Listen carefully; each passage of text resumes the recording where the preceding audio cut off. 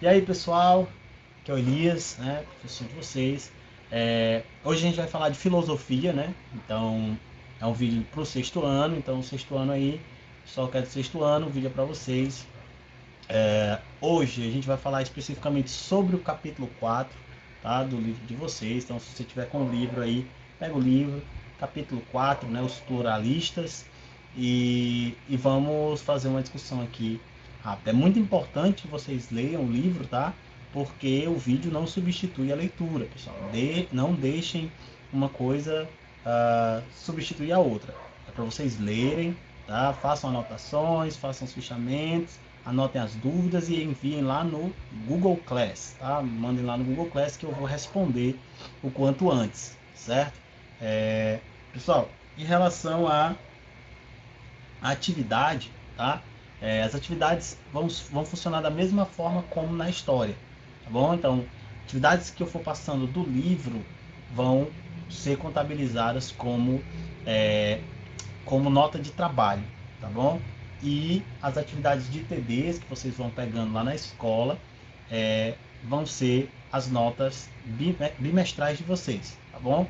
Então, notas do livro, atividades do livro, nota de trabalho. Atividade de TD, nota bimestral de vocês, ok? Então não deixem de fazer nenhuma, nem do livro e nem as de TD, tá bom? Para a gente poder fazer uma aula mais construtiva, ok? Então, sem mais demora, vamos para a aula.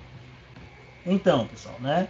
Hoje a gente vai falar um pouco sobre filosofia, sobre os pluralistas, né? E, e aí, vamos aqui por partes, tá bom? Então, filósofos pluralistas, né? O que é isso, professor? Né? São os filósofos, pessoal, que defendiam a ideia de que a natureza, né? O princípio da natureza, ele não era único. Se vocês lembrarem lá do começo, né, quando a gente começou a discutir sobre os primeiros filósofos, esses filósofos tentavam explicar o mundo a partir de elementos únicos, né? Se você pensa, por exemplo, Tales de Mileto defendia a ideia de que o princípio, né, de todas as coisas ele era a água. Heráclito, por exemplo, pensava no fogo.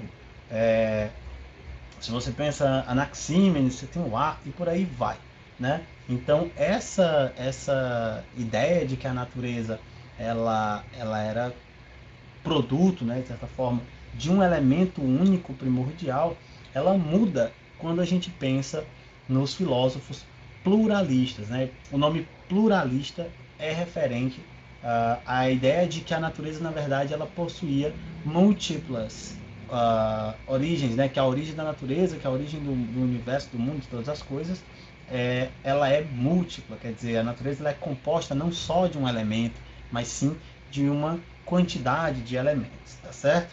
Então, se você observa a natureza, você vê uma diversidade muito grande de formas, de composições, de aparências, e isso levantava o questionamento nesses filósofos da possibilidade ou não da natureza ser produto de um único elemento primordial que faria com que a natureza tivesse, né, todo o seu desenvolvimento. E essa ideia, né, ela não concordava, de certa forma, com essa diversidade natural. Né? Então, como uma coisa única poderia dar origem a uma natureza tão diversa? Tá? Por isso, esses filósofos vão trazer essa ideia, né, de que a natureza ela era, na verdade, múltipla. E o primeiro desses filósofos é Empédocles. Empédocles, pessoal, foi um grego, né, viveu aí entre os séculos 5 quer dizer, no século 5 a.C., né, entre 493 a.C. e 433 a.C., é um filósofo que já traz essa ideia de pluralismo, né? Então, para o Empédocles, não era um elemento que dava origem ou que era o fundamento de toda a natureza, mas sim 4 elementos. Né? Todo mundo já ouviu falar sobre os 4 elementos, né, da natureza. Então, terra, água, fogo e ar seriam para Empédocles esses elementos que dão origem a todas as coisas que existem.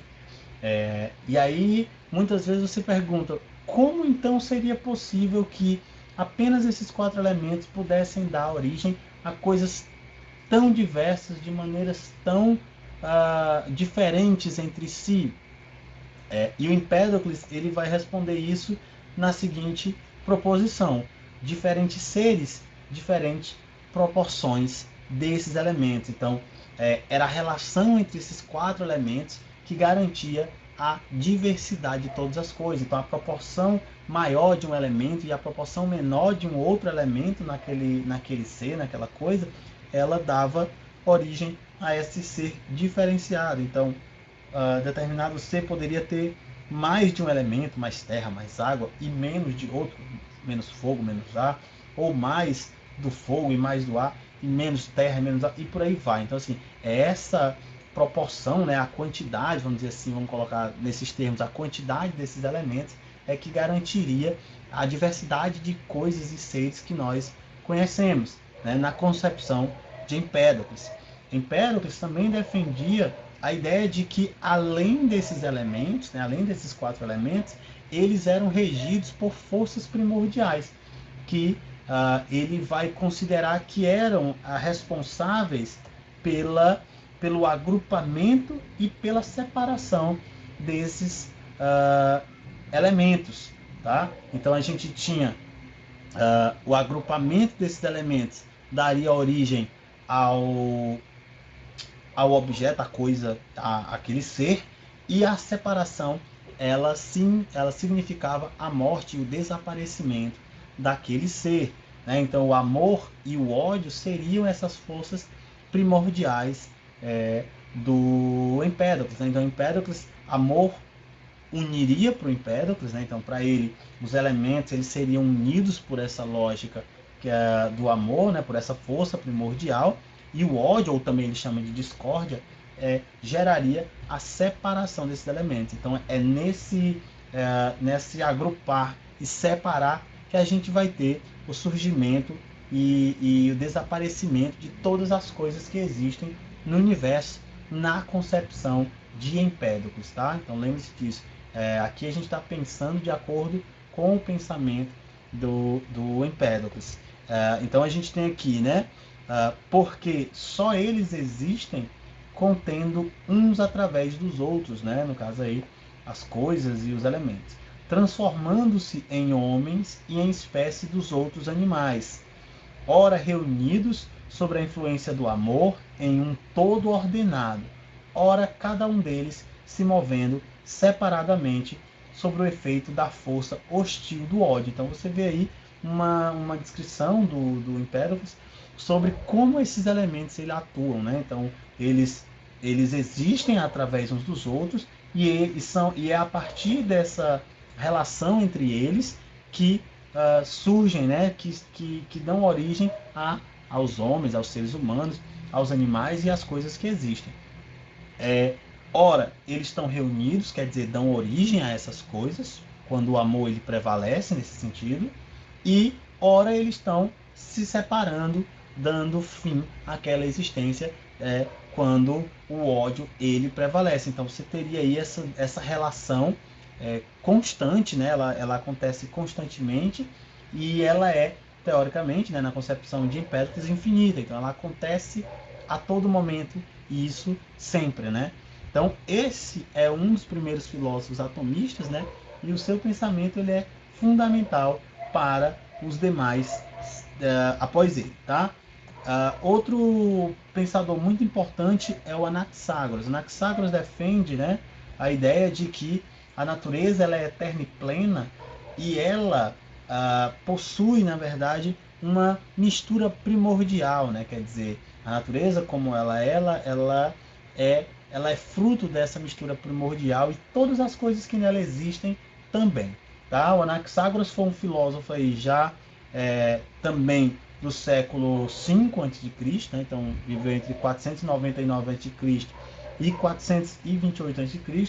Ele defende a ideia aqui não de elementos como defendeu Empédocles, né? Até porque uma crítica que Anaxágoras faz em Empédocles é que 4 elementos seriam insuficientes para dar origem à multiplicidade de coisas e seres que existem na natureza.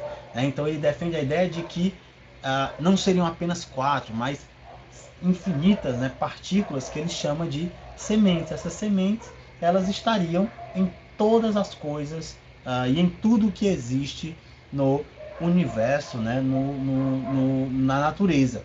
Tá? E essa semente, a mistura, é a aproximação, a relação dessas sementes que dá origem a tudo que existe, segundo a ideia de que tudo viria de uma mistura primordial, da mistura dessas sementes que dá origem a tudo aquilo que existe, né, de forma plena, né, de forma eterna, de forma que essas sementes elas estão e fazem parte de tudo aquilo que existe, certo?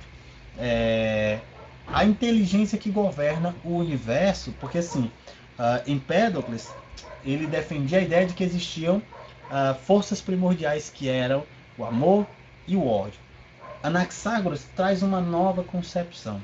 Anaxágoras diz que não existe uma força que aproxima ou que desagrupa esses elementos, no caso dele aqui, as sementes. Mas existe uma inteligência que governa o universo e que faz com que as coisas e faz com que essas sementes dê origem a essas coisas. Então, essa inteligência que o Anaxágoras diz ser responsável pelo ordenamento dessas sementes e, consequentemente, pelo surgimento dessas coisas, ele chama de nous. Né? Então, esse nous seria esse espírito aí, essa inteligência que organiza essas sementes de forma a criar ou dar origem a essas coisas, certo? Ou seja, a origem de todas as coisas está nessas sementes e nesse nous que realiza essa operação de ordenamento, né, de interação entre essas sementes e leva ao surgimento de tudo o que existe no universo e na natureza de maneira geral, tá bom? Ainda em decorrência desse pensamento pluralista, nós temos a filosofia de Leucipo e Demócrito. Né? Leucipo e Demócrito são dois pensadores que são considerados os primeiros atomistas. Né? E aí você me perguntaria, né? Como assim, professor? Atomistas, que tem a ver com átomo? Tem tudo a ver com átomo. Daí a gente vai entender por quê. Leucipo, pessoal, ele viveu... Vocês veem que todos esses filósofos, né, a grande maioria deles, viveu ali entre o século V, né, e o século IV antes de Cristo. Tá? Então, Leucipo viveu de 490 a 420 a.C. e Demócrito viveu de 460 a 370 a.C. Esses filósofos eles chegam à compreensão de que a natureza ela era formada, né, muito parecido com o que o Anaxágoras defendia, né, com pequenas partículas. Né? Essas partículas elas seriam responsáveis por tudo aquilo que existe no universo. E esses filósofos então resolveram, vamos dizer assim, né, dão o nome a essa partícula de átomo, né, que no grego significaria aí indivisível, né, aquilo que não pode ser partido ou dividido. Esses átomos eles seriam infinitos, né, e eles estariam organizados de diversas formas para dar origem às mais diversas coisas que existem, tá bom? Então olha aqui, os átomos eles seriam indestrutíveis, eternos, eles não mudariam e a única coisa que os diferenciava entre si é o formato. Né? Na concepção de Leucipo e Demócrito, esses átomos eles possuíam formatos diferenciados. Né? Claro, pessoal, que esses filósofos, né, eles chegam a essa conclusão partindo de um pensamento, né, racional, tendo em vista que não havia ainda naquele momento o método científico que a gente conhece, ou formas experimentais. Né? Ainda hoje é complicado, vamos dizer assim, a fazer experiências diretamente, né, visuais ou mais próximas do átomo, mas eles chegam a essa conclusão de uma forma lógica. Né? Então, se você pensa sobre todas essas coisas e dividindo todas essas coisas, você pega uma folha e você dividia essa folha em duas, depois em quatro, depois em oito, e assim vai, ela chegaria um momento em que você não conseguiria mais dividir, não só pelo fato de ser infinitamente pequeno, mas também pelo fato de que seria indestrutível, aquela partícula fundamental que daria origem a todas as coisas. Então, qualquer coisa que existe no universo, se você pudesse parti-la em centenas e milhares de pedaços, né, de fragmentos, levariam, né, quanto mais você dividisse na concepção de Leucipo e Demócrito, levaria a esse átomo, né, a essa partícula fundamental que seria indivisível. Então chegaria um determinado momento que, independente de qualquer coisa, independente da sua força ou do tamanho do objeto, ela seria indivisível, tá? Então por isso ele chama de átomo, né? Ele considera que os átomos eles viviam num eterno movimento, né? Em que eles se chocam, se agrupam e se distanciam. E era esse movimento, né, de se chocar, de se agrupar e de se distanciar que dá origem, né, a todas as coisas. E para isso, diferente de Empédocles, por exemplo, Empédocles acreditava lá que o amor e o ódio ele fazia com que os elementos se unissem e o ódio fazia com que eles se separassem. O Anaxágoras defendia a ideia de que o nous ele era essa inteligência que fazia com que as sementes elas se interagissem e assim dessem origem às mais diversas coisas que existem. Para Leucipo e Demócrito, não existe nenhuma força que interfira no ordenamento dos átomos, né? Essa relação ela seria então aí uma relação natural, né? Eles se chocam, eles se agrupam e se distanciam. Eles se chocam, né? Se agrupam e se distanciam de forma aleatória, sem a interferência de uma força superior ou de algo para intervir nessa relação. Quer dizer, aqui a gente já tem o princípio do que hoje, né, por exemplo, da teoria atômica que a gente conhece hoje. Claro, pessoal, que Leucipo e Demócrito possuíam uma ideia ainda muito sutil do que eram os átomos, né?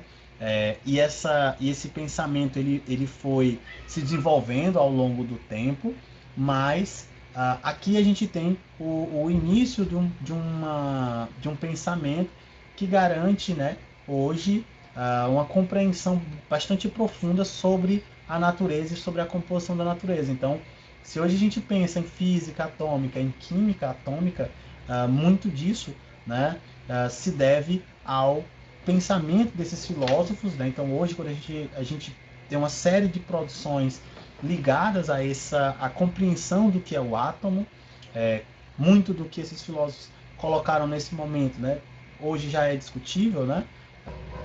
Então, Leucipo e Demócrito eles têm uma importância na história da filosofia e na ciência, né, de certa forma, chegando até nós hoje, tá bom?